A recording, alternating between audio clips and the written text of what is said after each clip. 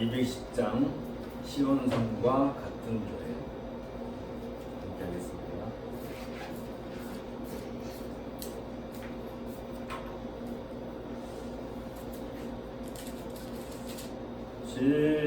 시온성과 같은 교회 그의 영광 한없다. 허락하신 말씀대로 주가 진히 세웠다. 반석 위에 세운 교회 흔들자가 누구랴. 모든 원수 에워싸도 아무 근심 없도다. 생명샘이 솟아나와 모든 성도 마시니 언제든지 흘러넘쳐 부족함이 없도다. 이 영물이 흘러가니 목마를 자 누구랴. 주의 은혜 풍족하여 넘치고도 넘친다.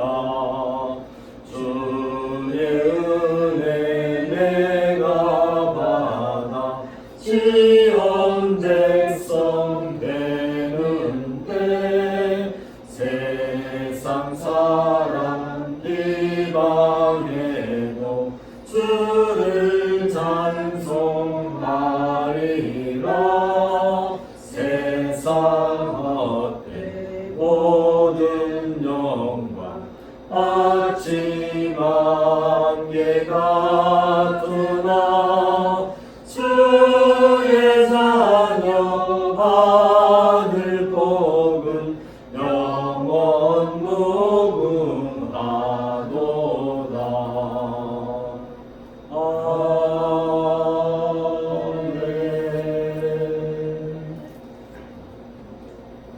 건기 장마가 계속되고 있는데 너무 건강 잘 하시고요. 또 우리 도돌이 부인도 여름에 신앙을 더 활짝 열어가는 그런 계기가 되기를 함께 도모해야 되겠습니다. 묵상기도하고 예배 시작합니다.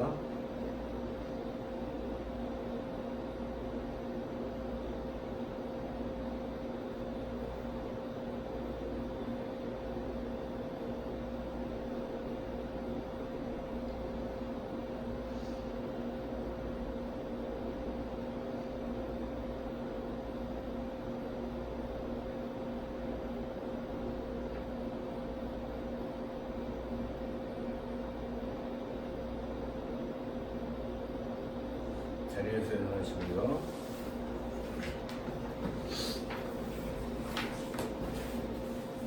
우리 마음을 주님께 들어올려 함께 고백합시다. 우리 영혼 천지를 지으신 여호와의 이름이로다. 너희는 여호와를 만날 만한 때에 찾아라. 가까이 계실 때 그를 부르라. 악인은 그의 길을, 불의한 자는 그의 생각을 버리고 여호와께로 돌아오라. 그리하면 그가 긍휼히 여기시리라. 우리 하나님께로 돌아오라. 그가 너그럽게 용서하시리라. 이는 내 생각이 너희의 생각과 다르며 내 길은 너희 길과 다르니라. 여호와의 말씀이라. 이는 하늘이 땅보다 높은 같이 내 길은 너희 길보다 높으며 내 생각은 너희의 생각보다 높으니라. 아멘. 기도하겠습니다. 자비로우시고 은혜가 풍성하신 하나님 아버지, 지난주에도 우리를 눈동자같이 지켜주시고 각자의 그 생활 터전에서 정말 살아갈 때에 모든 이 세상의 풍파 속에 우리가 휩쓸리지 않고 오직 하나님만 바라보며 살아갈 수 있게 해주심을 감사드립니다. 거룩한 성일 또 저희가 허락하셔서 우리를 불러 모으시고 주의 백성으로 주님을 찬양하고 주님을 예배드릴 수 있는 이 귀중한 시간을 우리에게 허락하시는 주님 감사드립니다. 아무 공 없으나 오늘도 우리가 하나님의 보좌 앞으로 나아가 하나님에게 큰 은혜 받는 시간이 되도록 주여 우리를 도와주시옵기를 간절히 기도드리옵나이다. 하나님 아버지, 올해도 벌써 반이 지나갔습니다. 우리가 새해를 시작할 때에 가져왔던 신앙의 어떠한 생각들, 우리가 생각했던 모든 하나님과의 관계를 하나님 다시 한번 돌아보며 이 상반기를 우리가 결산하는 시간이 되게 하여 주시고, 이제 남은 올해의 이 하반기에 더욱더 하나님을 더욱더 사랑하고 하나님을 더욱더 깊이 알아가는 그러한 시간이 되게 하여 주시옵기를 아버지로 간절히 기도드립니다. 하나님 아버지, 하나님은 눈부시고 우리 예수 그리스도는 포도나무요 우리는 가지인 줄로 압니다. 하나님, 우리 가지가 포도나무에 붙어있지 않으면 열매를 맺을 수 없고, 하나님 가지가 열매를 맺어 많이 열매를 맺으면 더 열매를 맺게 하시고 하나님 영광 받으시며 그를 더욱더 깨끗이 하신다 하였으니, 하나님 언제나 우리가 하나님을 조그만 일로부터 시작하여 큰 일을 이룰 때까지 우리가 우리의 지식으로 할 수 있다고 자신하는 일로부터 시작하여 우리가 정말로 새롭게 하는 모든 일들, 어려운 일들에 이르기까지 하나님을 오로지 의지하는 사람들에게는 간절히 원합니다. 하나님을 의지할 때 우리가 열매를 맺을 줄 믿사옵니다. 하나님 아버지, 우리가 그리스도를 믿음으로, 예수 그리스도를 믿음으로 우리가 구원을 얻었지만은 하늘 나가는 그날까지 우리가 예수 그리스도의 품성을 닮고 예수 그리스도의 성품의 열매를 맺어가는 삶을 반드시 살아가야 될 줄 믿사옵니다. 하나님, 그러기 위해서는 우리가 하나님에게 붙어있는, 예수님에게 붙어있는 수밖에 없는 줄로 믿습니다. 하나님, 떨어지지 말게 해주시고, 하나님 아버지, 가지가 떨어져서 정말로 이 풀무에 떨어지는 그러한 역사가 일어나지 않도록 주여 항상 하나님만을 바라보며 하나님을 의지하는 우리를 되게 하여 주시옵기를 간절히 기도드립니다. 우리가 예수님 안을 구하고 예수님의 말씀이 우리에게 구하면 우리가 모든 것을 구하는 대로 하나님께 주신다고 하였으니, 하나님 정말로 우리가 하나님 안에, 예수님 안에 우리가 구함으로 인하여서 그 안에서 참다운 평안과 평안을 누리고 오직 하나님만을 의지하며 그 하나님으로 의지하는 가운데서 오는 모든 평안과 평안을 우리가 누리며 살아가는 저희들 될 수 있도록 도와주시옵기를 간절히 기도드립니다. 하나님 아버지, 이제 우리가 옥중서신을 공부하게 됩니다. 하나님, 옥중서신을 통해서 하나님 말씀의 진리를 더욱더 깊이 깨닫는 놀라운 시간이 되게 하여 주시고, 이 말씀을 통해서 하나님에게 더욱더 가까이 가고 하나님의 뜻을 더욱더 깊이 알아가는 그런 귀중한 시간이 되게 하여 주시옵기를 간절히 기도드릴 때 모든 말씀을 우리 주님 예수 그리스도를 받들어 기도드렸습니다. 아멘. 1장 성경했습니다. 감독의 그런 하나님 온 백성 찬송 드리고 저 천사여 찬송하세 찬송 성부 성자 성령 아멘. 자리에 앉으시고요. 고백의 부름. 또 사랑은 이것이니 우리가 그 계명을 따라 행하는 것이요 계명은 이것이니 너희가 처음부터 들은 바와 같이 그 가운데서 행하라 하심이라. 사랑하는 자여 악한 것을 공하지 말고 선한 것을 주관하라. 선을 행하는 자는 하나님께 속하고 악을 행하는 자는 하나님을 배우지 못하였느니라. 제 고백입니다. 여호와여, 내가 주께 피하오니 내가 영원히 수치를 당하게 하지 마소서. 주의 의로 나를 건지시며 나를 풀어주시며 주의 귀를 내게 기울여서 나를 구원하소서. 주는 내가 항상 피하여 숨을 바위가 되소서. 주께서 나를 구원하려 하시니 이는 주께서 나의 반석이요 나의 요새이시니라. 제 고백을 위한 묵상을 함께 하겠습니다.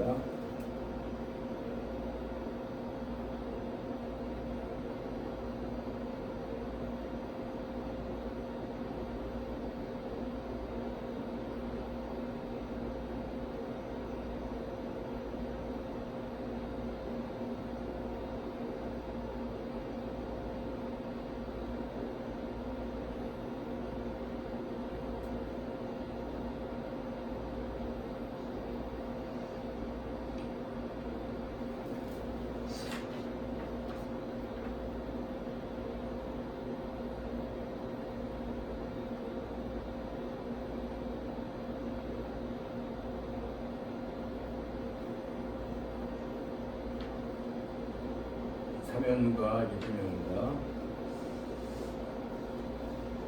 만일 우리가 우리 죄를 자백하면 그는 기쁘시고 의로우사 우리 죄를 사하시며 우리를 모든 불에서 깨끗게 하실 것이요 하나님으로서 구원을 얻었사오나니 서로 사람 중에 구원을 얻으면 하나님을 우리에게 주신 일이 없습니다.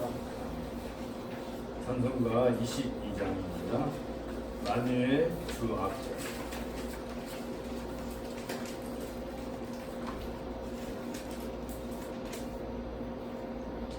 만유의 주 앞에 감사를 드리고 아경배하면서 찬송을 부르세 내 맘 열어 한 소리로 기뻐 주를 찬양하라 영원한 그 나라 주 다스리시니 생명의 열쇠는 주님의 것이라 내 맘 열어 한 소리로 기뻐 주를 찬양하라 죄짐을 벗으므 주 앞에 가리니 마음에 영원한 기쁨이 넘친다 내 맘 열어 한 소리로 기뻐 주를 찬양하라 참소만 가지고 그날을 기리며 주 다시 오실 때 기쁨에 맞으리 내 맘 열어 한 소리로 기뻐 주를 찬양하라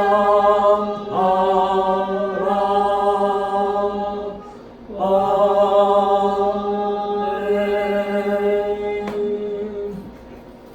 오늘 성경 낭독은 출애굽기 6장입니다. 여호와께서 모세에게 이르시되 이제 내가 바로에게 하는 일을 내게 보리라. 내가 보리라. 강한 손으로 말미암아 바로가 그들을 보내리라. 강한 손으로 말미암아 바로가 그들을 그의 땅에서 쫓아내리라. 하나님이 모세에게 말씀하여 계시되 나는 여호와니라. 내가 아브라함과 이삭과 야곱에게 전능의 하나님으로 나타났으나 나의 이름을 여호와로는 그들에게 알리지 아니하였고 가나안 땅 곧 그들이 거류하는 땅을 그들에게 주기로 그들과 언약하였더니 이제 애굽 사람이 종으로 삼은 이스라엘 자손의 신음 소리를 내가 듣고 나의 언약을 기억하노라. 그러므로 이스라엘 자손에게 말하기를 나는 여호와라. 내가 애굽 사람의 무거운 짐 같은 아침 밑에서 너희를 빼내어 그들의 노역에서 너희를 건지며 편팔과 여러 큰 심판으로서 너희를 속량하여 너희를 내 백성으로 삼고 나는 너희 하나님이 되리니 나는 애굽 사람의 무거운 짐 밑에서 너희를 빼내 너희 하나님 여호와인 줄 너희가 알지라. 내가 아브라함과 이삭과 야곱에게 주기로 맹세한 땅으로 너희를 인도하고 그 땅을 너희에게 주어 기업을 삼게 하리라. 나는 여호와라 하셨다 하라. 모세가 이와 같이 이스라엘 자손에게 전하나 그들의 마음의 상함과 가혹한 노역으로 말미암아 모세의 말을 듣지 아니하였더라. 여호와께서 모세에게 말씀하여 이르시되 들어가서 애굽과 바로에게 말하여 이스라엘 자손을 그 땅에서 내보내게 하라. 모세가 여호와 앞에 아뢰어 이르되 이스라엘 자손도 내 말을 듣지 아니하였거든 바로가 어찌 부르리까? 나는 입이 둔한 자니. 여호와께서 모세와 아론에게 말씀하시라.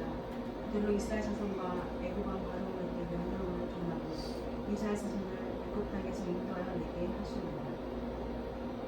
그들의 조상을 따라 집의 어른은 이러하니라.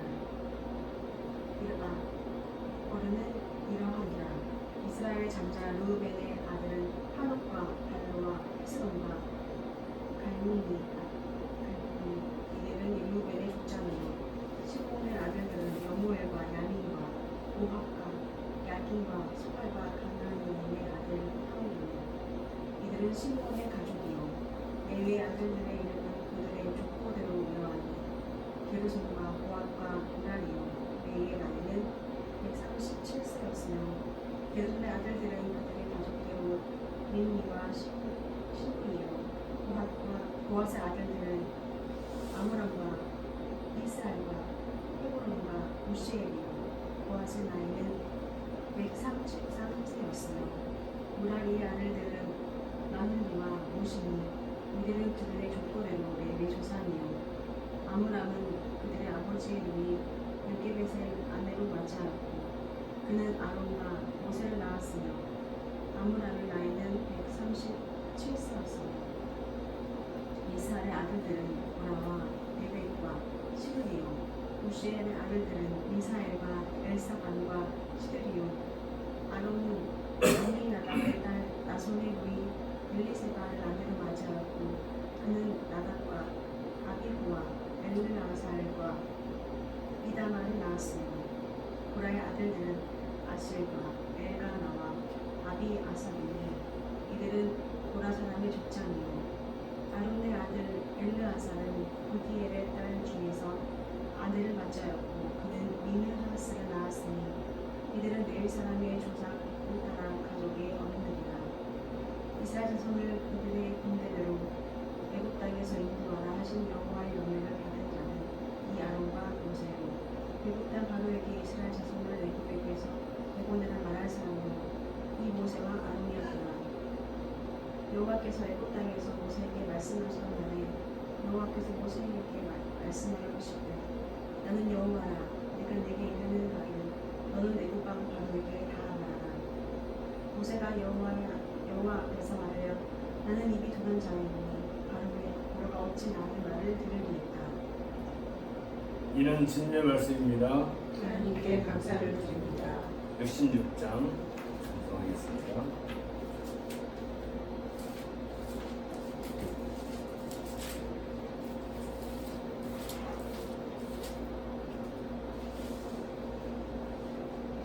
감사 드리세 온 마음을 주께 바쳐 그 섭리 놀라워 온 세상 기뻐하네. 예루터 주신 복 한없는 그 사랑 선물로 주시네. 이제와 영원히 사랑의 하나님 언제나 함께 계셔. 기쁨과 평화에 복내려 주옵소서. 몸과 맘 병들게 은혜로 지키사 이 세상 악에서 구하여 주소서. 감사와 찬송을 다 주께 드리오라. 저 높은 곳에서 다스리시는 주님, 영원한 하나님 다 경배하여라. 전에도 이제도 장래도 영원히 아멘.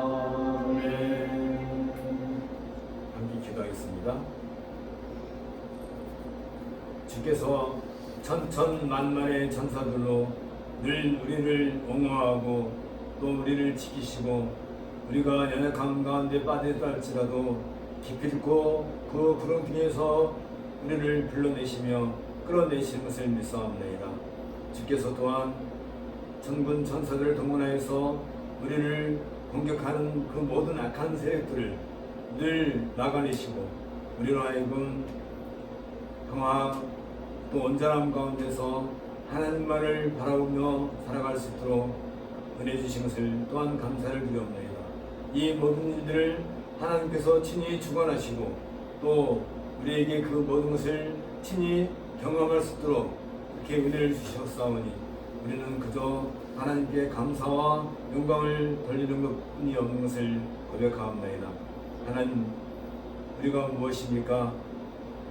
이 세상에서 그저 태어나서 그저 살다가 죽음으로 들어가는 그런 미문에 불과하다면 우리 인생이 왜 이 땅에 존재해야 되는지 또 무엇을 위해서 살아야 되는지 아무런 생각 없이 산다는 것은 하나님께서 우리를 이 땅에 내보내신 그 하나님의 귀한 목적에 대해서 우리가 그만큼 둔감하고 알지 못하는 죄악을 행하는 것을 우리가 고백하지 않을 수 없습니다. 하나님 아버지여, 간절히 바라옵기는 무엇보다도 우리가 왜 이 땅에 살고 있는지, 왜 존재해야 하는지 이러한 것들에 대해서 우리가 깊이 묵상하고 또 생각하고 또 판단하여서 오로지 하나님께서 우리를 이 땅에 보내신 그 삶의 목적을 온전히 이루어가는 그러한 성도들이 될 수 있도록 주께서 은혜를 더하여 주옵소서. 하나님께서 일찍이 주의 이스라엘 백성들을 애굽 땅에서 불러내실 때 저들을 온전히 불러내셔서 하나님만을 경배하고 하나님께 예배드리며 또 그 하나님의 복을 온 땅에 선포하고 전파할 수 있도록 그들을 제사장 나라로 부르신 것을 우리가 기억하옵나이다. 하나님이시여, 우리를 이 막막한 세상에서 우리를 이 어두운 세상에서 밝은 빛의 세계로 불러들이신 것은 우리가 다른 것이 아니라 온전히 하나님을 바르게 예배하고 하나님을 바르게 섬기는 일에 우리의 생명을 다 바칠 것과 더불어서 우리의 이 예배를 통하여서 믿지 않는 많은 사람들에게 하나님의 살아계심을 친히 증거하기 위한 것을 또한 우리가 이로써 알고 있사옵나이다. 하나님, 우리를 이렇게 부르셨사온즉 우리가 다른 것으로 만족하지 아니하고 다른 것으로 우리를 기뻐하지 아니하고 온전히 하나님께 예배하는 일에 있어서 우리가 전심을 다하는 그 모든 것으로 말미암아 우리에게 참된 평화와 기쁨을 누리는 그 복을 오늘도 허락해 주시옵소서. 하나님께서 친히 천상으로 우리를 불러 모으시고 온 땅에 있는 주의 백성들을 한 자리에 불러셔서 그들에게 떡과 포도주로 먹을 것을 채워주시는 것처럼 오늘도 주께서 입을 열어 말씀하시는 그 모든 말씀을 통하여서 우리의 삶에 있어 또 우리 인생에 있어 참된 생명의 양식을 충분히 풍족하게 먹을 수 있는 그 은혜를 더하여 주옵소서. 또한 아버지 하나님, 이를 통하여서 하나님의 백성이 떡으로 말미암아 살지 아니하고 오로지 하나님의 말씀으로 말미암아 산다는 것을 우리들이 친히 경험하는 그러한 은혜를 허락해 주셨기를 간절히 바라옵고 원하옵나이다. 또한 아버지 하나님, 바라옵기는 이 땅에도 많은 교회들이 있습니다. 오늘도 많은 성도들이 주를 향하여서 교회에 나갈 때 주께서 저들의 앞길을 활짝 열어주시되 주님이시여 간절히 바라옵기는 정말로 주의 나라와 그 의를 구하는 일에 있어서 모든 성도들이 참된 삶의 그 목적을 바르게 인지하고 그를 통하여서 우리 하나님께 바르게 예배하는 일에 모든 성도들이 온 마음을 다 기울이는 그 은혜를 허락해 주셨기를 간절히 바라고 원합니다. 대한민국뿐만 아니라 중국과 또 아시아와 또 중동과 유럽과 아프리카와 아메리카와 모든 땅에서 주의 이름을 부르는 자들을 기억하시고 주께서 저들에게도 한량없는 은혜로 함께 하시네 하나님 외에 다른 것으로서는 인생의 참기를 찾아갈 수 없고 또 알 수도 없고 또 그로 말미암아 죄악에 빠질 수밖에 없다는 그 사실을 고백하는 거룩한 주일이 되게끔 은혜를 함께 주옵소서. 하나님이여, 이 나라 이 민족을 불쌍히 여겨 주시옵고 아직도 헤게모니 싸움과 이데올로기 싸움으로 말미암아 자무가 갈라지고 가진 자와 가지지 않은 자들 사이에 불화가 생기는 이 악한 모습을 주께서 불쌍히 여겨 주시옵고 가진 자들은 가지지 않은 자들을 기억하고 또 자와 우는 서로를 바라보는 가운데서 이해하고 그러면서 이 민족이 이 땅에서 참된 하나님의 나라를 세워가는 일에 온 마음과 뜻을 다 드릴 수 있도록 주께서 불쌍히 여기시고 인도해 주시옵소서. 국령에 있는 동포들을 기억하시고 저들도 하나님의 그 귀한 은혜 가운데서 풍성한 말씀의 잔치를 함께 누릴 수 있는 은혜를 더하여 주옵소서. 모든 말씀을 예수님 이름으로 기도하옵나이다. 오늘은 우리가 공동서신을 시작할 텐데 그 서론으로서 빌립보서 4장 8절 9절을 중심으로 해서 문화의 해체 시대에 교회가 추구할 길이 무엇인지 함께 생각해 보도록 하겠습니다. 빌립보서 4장 8절과 9절을 우리가 함께 보도록 하겠습니다.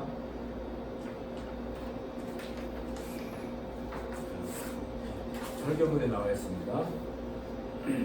끝으로 형제들아, 무엇에든지 잠되며 무엇에든지 경건하며 무엇에든지 오르며 무엇에든지 정결하며 무엇에든지 사랑받을 만하며 무엇에든지 칭찬받을 만하며 무슨 덕이 있든지 무슨 기림이 있든지 이것들을 생각하라.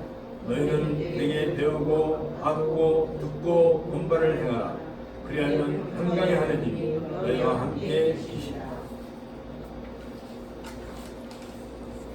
에덴 동산에서 아담이 축출당할 이후부터 인류의 역사는 줄곧 에덴의 회복을 그 정점으로 치닫고 있었습니다. 그 절정에 예수 그리스도의 성육신과 십자가의 죽음 그리고 사망으로부터의 부활과 승천이 자리하고 있습니다. 이후부터 시작된 교회의 역사는 재림하실 영광의 그리스도 예수를 향해 꾸준히 전진하고 있는 중입니다. 이러한 교회의 역사는 전적으로 하나님의 경륜 가운데서 진행되고 있다는 점에서 하나님 나라의 역사라고 정의할 수 있을 것입니다. 반면에 인류의 역사는 언제나 에덴의 회복만을 추구하고 있는 것은 아니었습니다.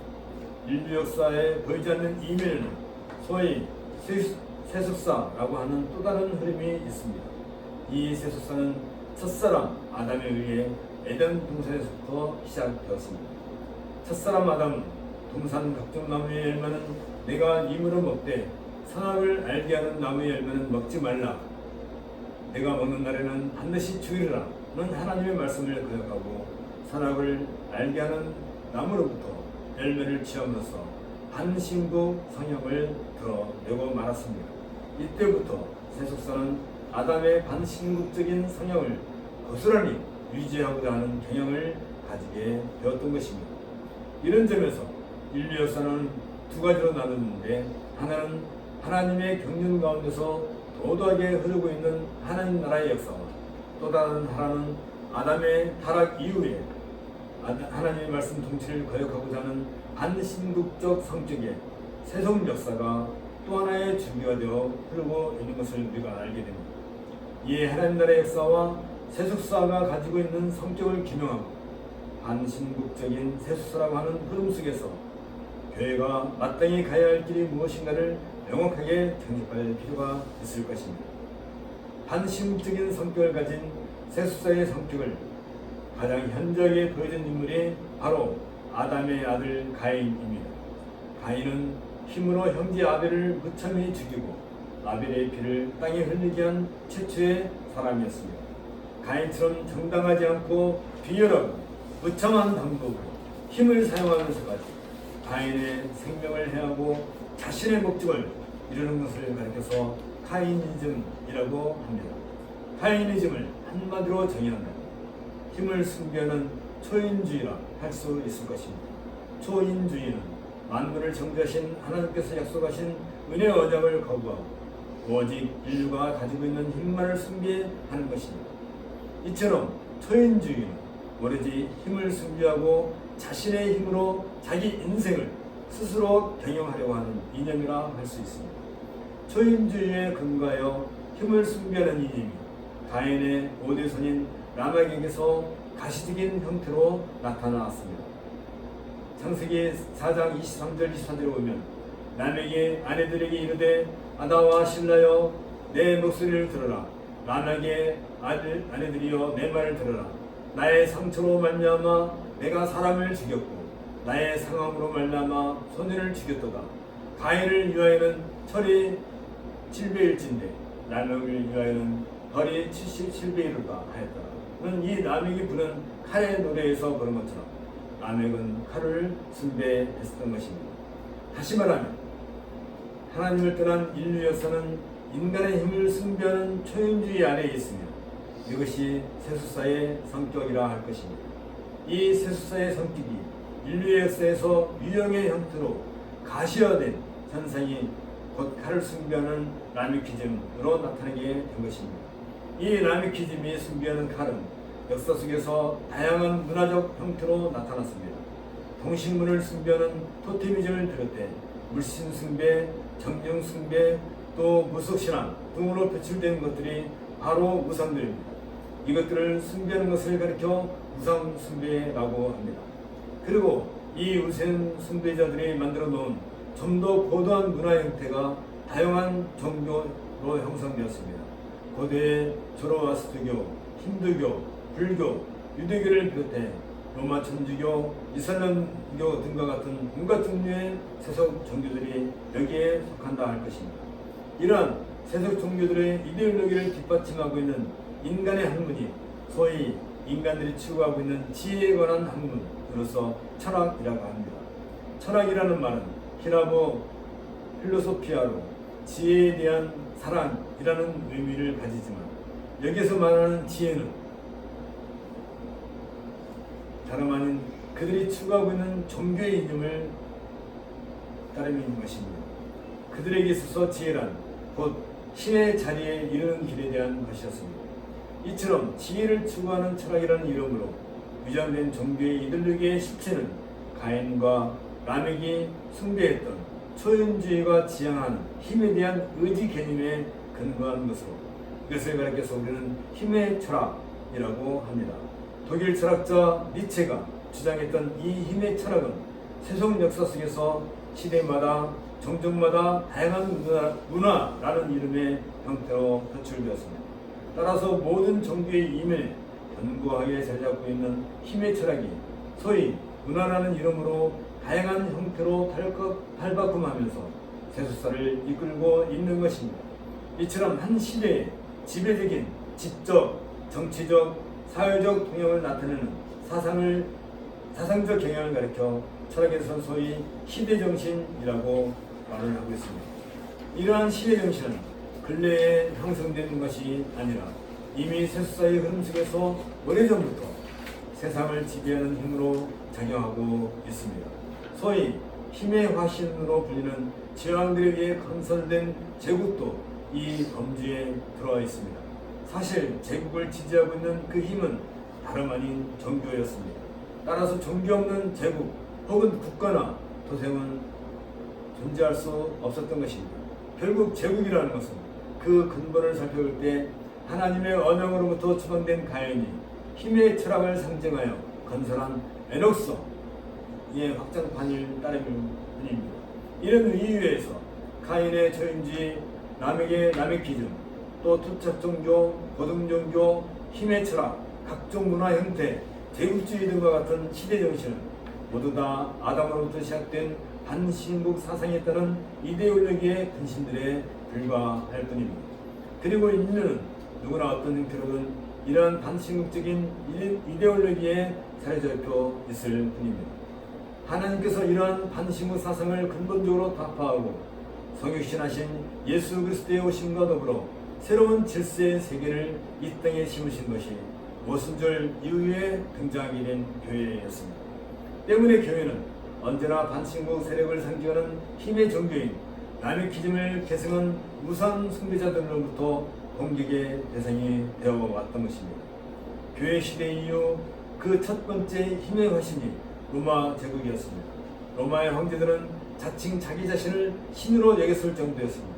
이 로마 제국의 비호 아래 유대교를 포함한 온갖 잡다한 우상 숭배자들이 교회를 대적했던 것입니다. 그리고 시간이 흐르면서 그 적대 세력의 중심에는 마침내 교회의 탈을 쓴 로마 천주교가 자리하게 되었습니다. 이 우상 숭배자들은 할 수만 있다면 어떻게든지 그리스도의 몸인 교회를 공격하고 무너뜨리려고 온갖 작태를 그치지 않았습니다. 그들이 종교의 형태를 갖추지 않았든 곧 그들의 종교 사상인 힘의 철학을 갖추고 있든 아니면 잠정적인 이데올로기의 형태로 갖춰져 있든 그들은 언제든지 힘만 갖추면 교회를 공격하고 파괴하려고 했습니다.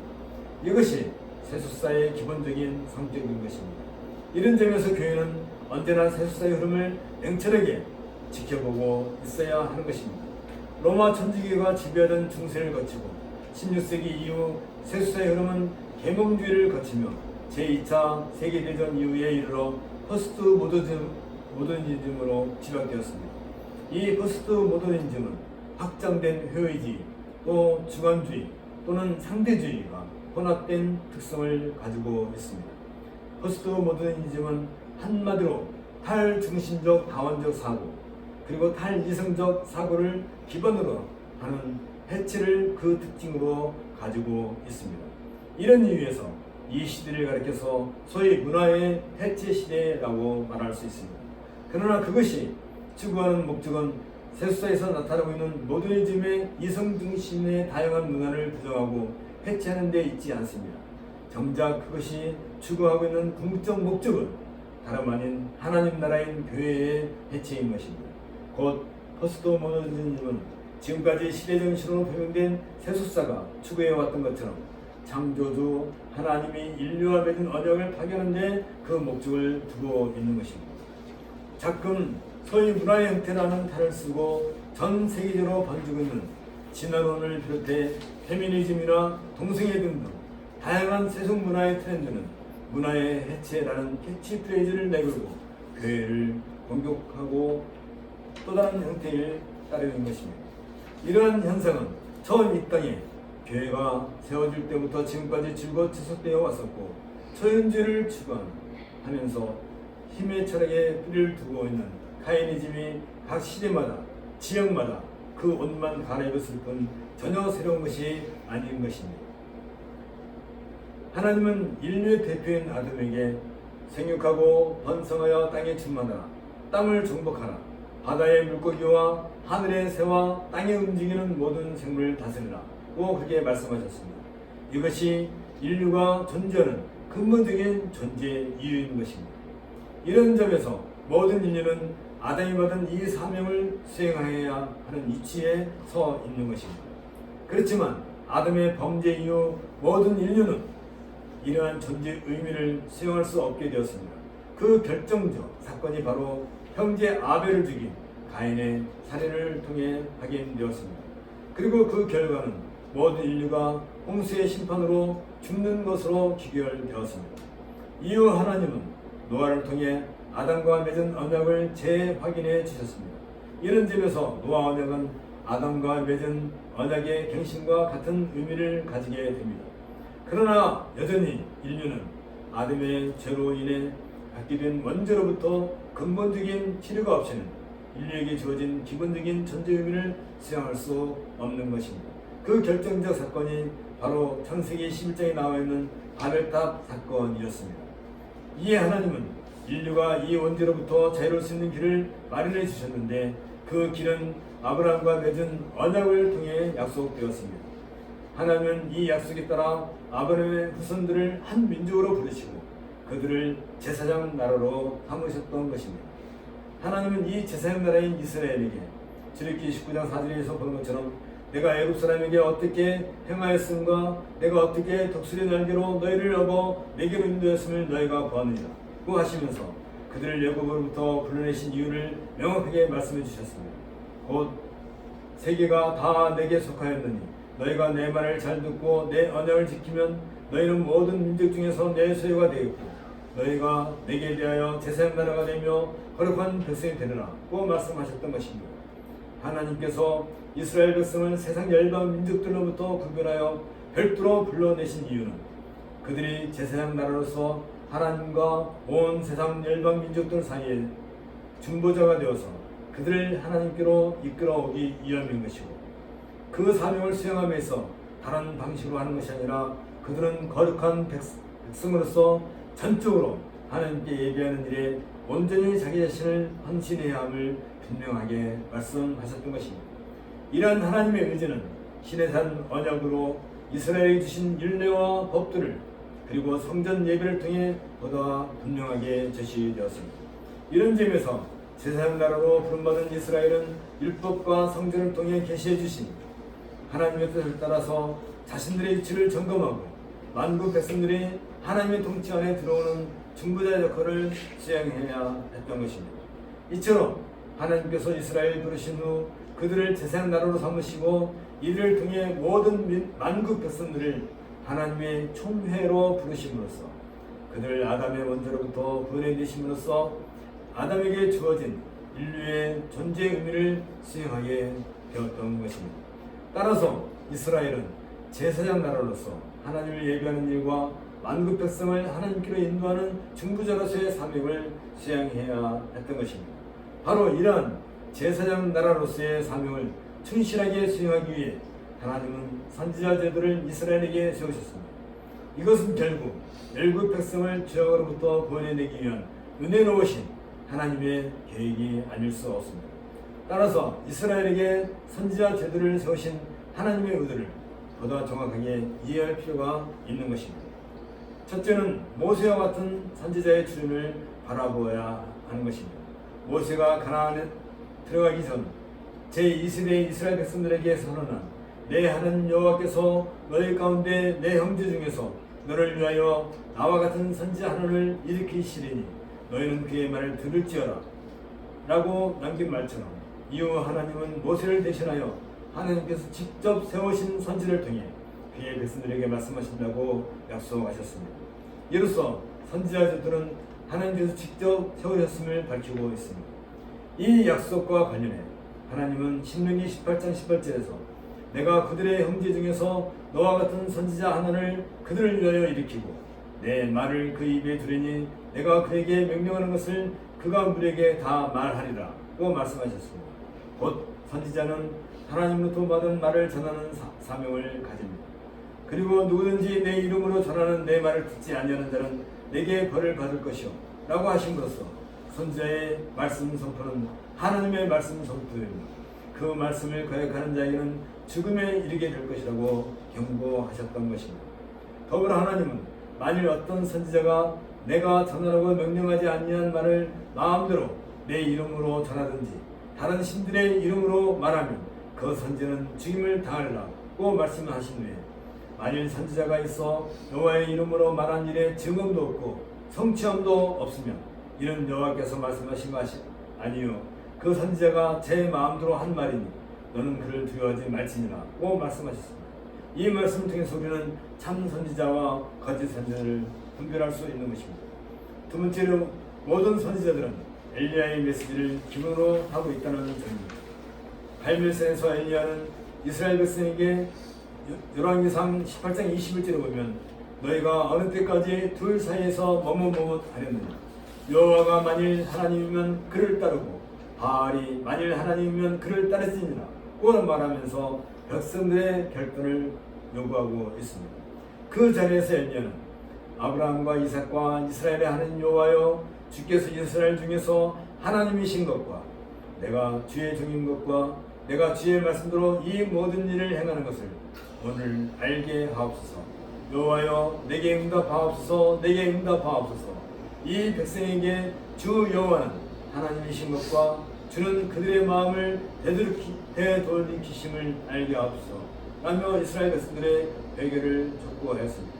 이후 모든 선지자들은 하나님을 향한 백성들의 신앙을 바르게 함과 하나님을 떠난 백성들을 하나님께 돌이키게 하는 메시지를 선포하고 있는 것을 우리가 알 수 있습니다.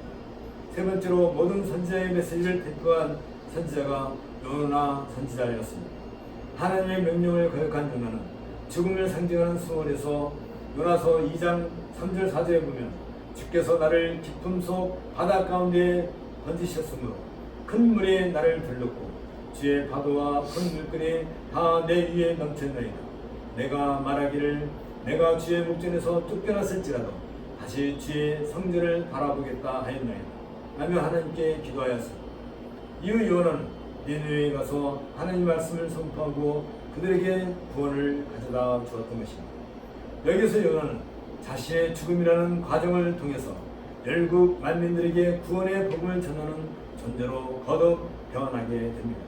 이러한 요나의 죽음과 다시 태어남은 가까이 있는 이스라엘 백성들의 사명각성을 상징하고 있는 것입니다.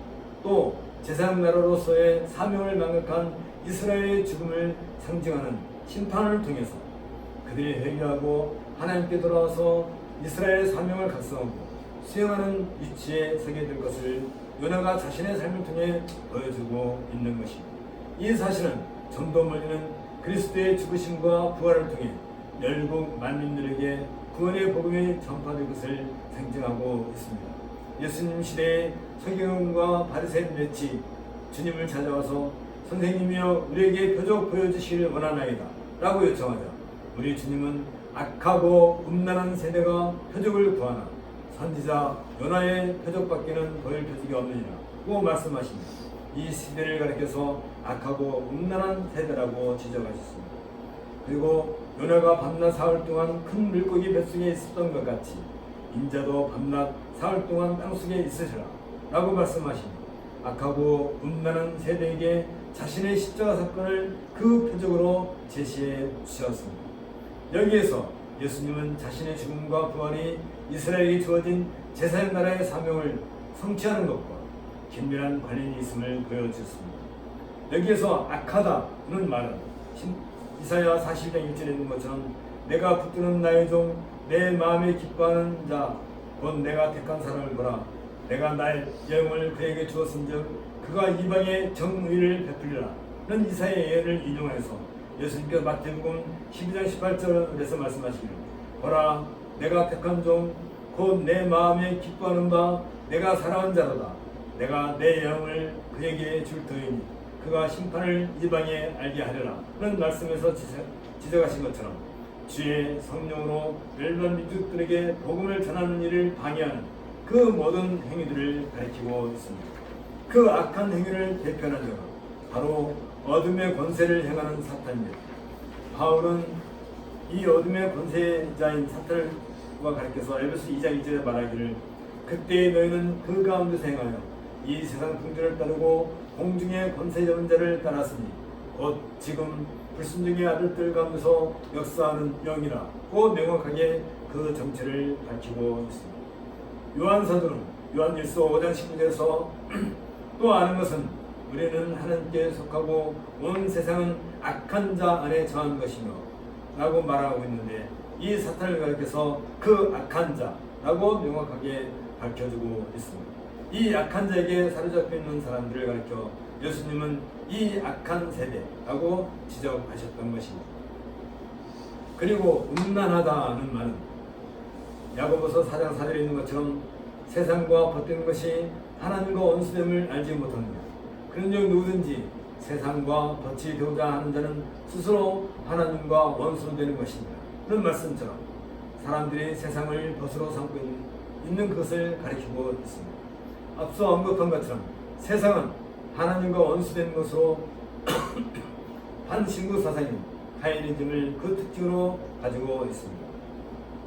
따라서 악하고 음란한 세대라는 말은 열반 민족들에게 복음을 전하여 주는 것을 막고 있으면서 오히려 세상을 벗으로 삼고 하나님과 원수가 되어 있는 그 당시 유대인들과 과거 제사장 나라로서 사명을 수행하지 않고 있던 구약의 이스라엘 백성들과 다르지 않음을 정확하게 보여주고 있습니다.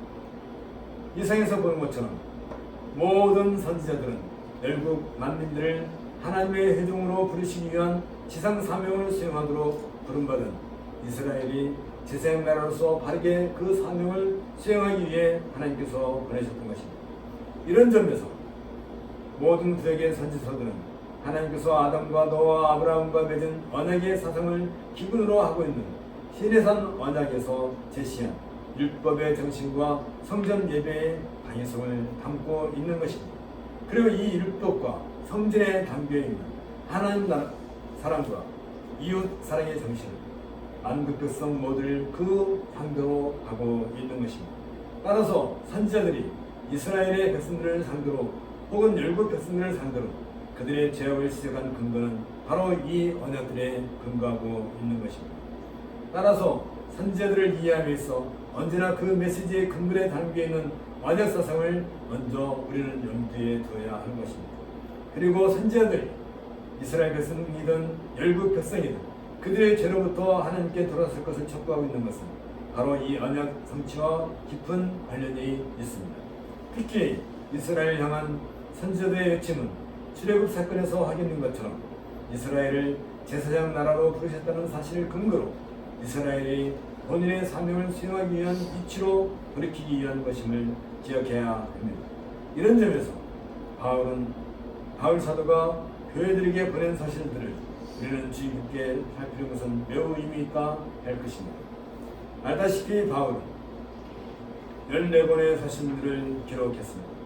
바울은 모든 복음의 기초가 된 이신칭의 신학을 증명한 갈라디아서를 비롯해서 데살로니가 전후서, 고린도 전후서, 로마서에 이어서 옥증 서신으로 알려진 골로새서, 빌레몬서, 에베소서, 빌립보서를 기록하고 목회 서신과 히브리서를 기록했습니다.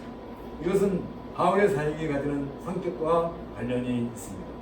바울은 중요한 도시의 중심에 교회를 세우는 일에 자신의 사역을 집중해 왔습니다. 사도행전이 보도하고 있는 것처럼 바울은 에베소에서 약 2년 그리고 고린도에서 약 1년 6개월 제외하고 대부분 지역에서는 3개월 이상 머물지 못했습니다. 때문에 바울은 자신이 복음을 전도함으로써 세워진 교회들에게 자신의 부재직임에도 불구하고 그들과 함께하고 있으며 그 교회들이 지속적으로 바울의 지도 아래 있다는 사실을 확인하기 위해 편지를 쓰게 된 것입니다. 이런 점에서 바울의 편지는 곳곳에 세워져 있는 교회들에게 공식적이고 명령적인 임재, 파루시아의 기능을 수행했고 비록 바울이 그 교회를 방문 중에 있다 할지라도 그 편지는 여전히 사도의 임재 기능을 수행하고 있었던 것입니다. 바울은 이 편지들이 교회가 드리는 공식적인 예배를 드리기 위해 모여있는 동안 읽힐 것을 기대했습니다. 이런 점에서 바울의 서신들에는 신앙고백, 찬양, 영광송, 찬미, 기도 그리고 사도적 복의 선포들로 가득 차 있습니다. 사도의 서신들은 보는 것이 아닌 듣는 것에 의해 회중에게 전달되었고 바울의 편지를 손에며 읽는다는 것은 그 편지의 내용이 그것을 들음으로써 이해하고 회상할 수 있는 적합한 내용이었음을 의미해주고 있습니다. 이 사실은 바울의 서신들이 시간을 초월하는 성격을 갖고 있었던지 간에 그 교회의 환경, 특징, 그리고 강점과 문제점들을 잘 나타내주고 있습니다. 심지어 에베소서 같이 특정한 교회가 아닌 회라는 성격이 강한 서신들이라 할지라도 역시 당시 교회의 성격을 잘 나타내주고 있습니다. 바울은 설교자로서 그리고 교회의 교사로서 그가 행했던 노력은 믿음은 들음에서 나며 들음은 그리스도의 말씀으로 말미암느니라 는 말과 같이 수신자들이 고유한 언어로 복음을 듣도록 하는 것에 기울여져 있었습니다. 그리고 바울이 디모데에게 말한 것처럼 너는 말씀을 전파하라. 때를 얻든지 못 얻든지 항상 힘쓰라. 범사에 오래 적응과 가르침으로 경책하며 경계하며 권하라 고 공부했던 것처럼 바울의 서신들은 성도들이 구체적인 복음의 방법으로 평생을 살아가도록 하는데 그 초점이 맞춰져 있는 것입니다. 이러한 바울 서도의 열망을 우리는 빌립보서 4장에서도 찾아볼 수 있었습니다. 끝으로 형제들아 무엇에든지 참되며 무엇에든지 경건하며 무엇에든지 오르며 무엇에든지 정결하며 무엇에든지 사랑받을 만하며 무엇에든지 칭찬받을 만하며 무슨 덕이 있든지 무슨 기름이 있든지 이것들을 생각하라. 너희는 내게 배우고 받고 듣고 본바를 행하라. 그러면 한강의 하나님이 너희와 함께 계시니 이 사실은 이후 존재하는 모든 교회들 역시 사도들이 전해준 서신 곧 복음의 내용을 담은 서신들을 듣게 하면서 성도들의 삶을 보장하고 지도해야 한다는 사실을 보여주고 있습니다. 이 사실은 요한일서 1장 3절에서 요한사도가 말한 것처럼 우리가 보고 들은 바를 너희에게도 전하고 너희로 우리와 사귐이 있게 하려 함이니 우리의 사귐은 아버지와 그의 아들 예수 그리스도더불어 누립니다. 그 명확하게 선언한 요한의 편지에서도 확인이 되고 있습니다. 그러므로 우리 시대의 교회들은 무엇보다도 먼저 사도가 이 서신들을 통해 교회의 성도들에게 주고자 했던 메시지를 대할 때 사도의 임재, 사도의 파르시아를 통해서 사도가 선포한 그 말을 바르게 듣고 이해하는 일에 최선을 다해야 합니다. 이 길만이 하나님의 나라인 교회가 문화의 해치 시대에 온 땅에 참된 구원의 메시지를 선포하는 유일한 방법이 될 것입니다. 이러한 관점에서 우리는 바울의 역중서신 4권을 보다 심도 있게 공부하고자 합니다. 이로써 우리는 문화의 해치 시대에도 불구하고 교회가 복음 안에서 그리스도의 은혜와 평강을 누리는 가운데 초인주의를 추구하는 힘의 철학에 뿔을 두고 있는 각종 사상들과 이런 세속적 사상들에 물들어 있는 거짓 복음들을 기꺼이 배척함으로써 참된 하나님 나라인 교회를 함께 세워 나가야 할 것입니다. 우리 함께 기도하겠습니다. 하나님 아버지, 이 세상을 보면 거대한 악의 세력이 하나님을 알려고 하는 일을 방해하고 또 그럼으로써 어떻게든지 수많은 사람들을 지옥으로 이끌고 가려고 하는 것을 보게 됩니다. 수많은 캐치프레이즈를 내걸고 사람들이 말만 바꿨을 뿐이지 그들의 그 이면에는 오로지 힘을 숭배하는, 칼을 숭배하는 라메키즘이 자리하고 있고 남을 어떻게든지 해쳐서라도 자신의 목적만을 성취하려고 하는 카이니즘이 그 안에 담겨 있는 것을 우리가 역사를 통해서 보게 됩니다. 힘의 철학이 팽배하고 있는 포스트 모더니즘의 21세기에 와서 우리 교회가 마땅히 추구할 길은 사도가 우리 교회에게 주신 하나님의 그 말씀, 그리스도의 임재를 상징하는 사도의 그 말씀을 통해서 우리가 마땅하게 성도로서 살아갈 길을 찾는 것이 유일한 것을 우리가 고백하게 됩니다. 하나님, 이제 우리가 목중서신을 통하여서 이러한 사도의 가르침을 듣고 보고 배울진대 이를 통해서 참된 교회를 얼마나 세워가는 일에 우리를 이끌어 주시옵소서. 예수님 이름으로 기도합나이다. 아멘. 자리에서 일어나셔서 85장 찬송하겠습니다.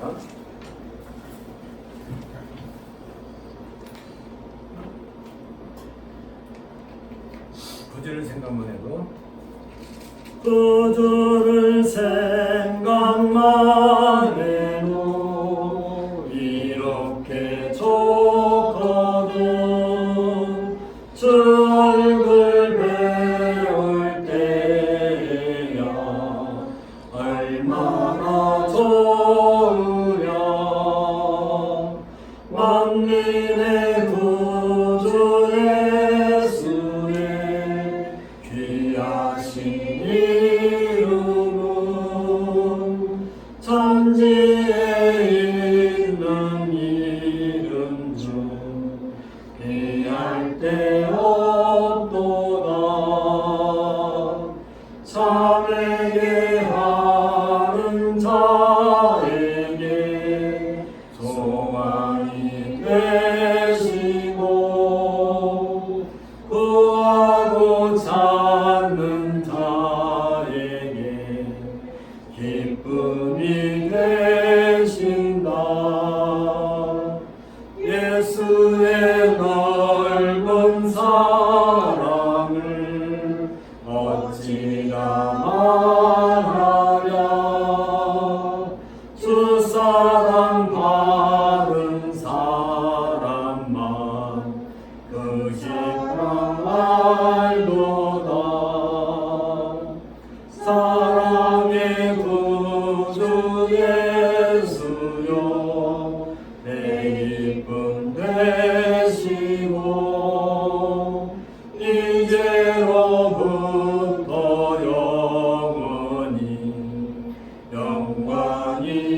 되소서. 아멘. 주 예수 그리스도의 은혜와 하나님의 사랑과 성령의 교통하심이 너희 우리와 함께 있을지어다. 아멘. 3장 하겠습니다. 성부 성자 성령 찬송과 영광 돌려보내세. 대초로 지금까지 또 영원토록 성삼위께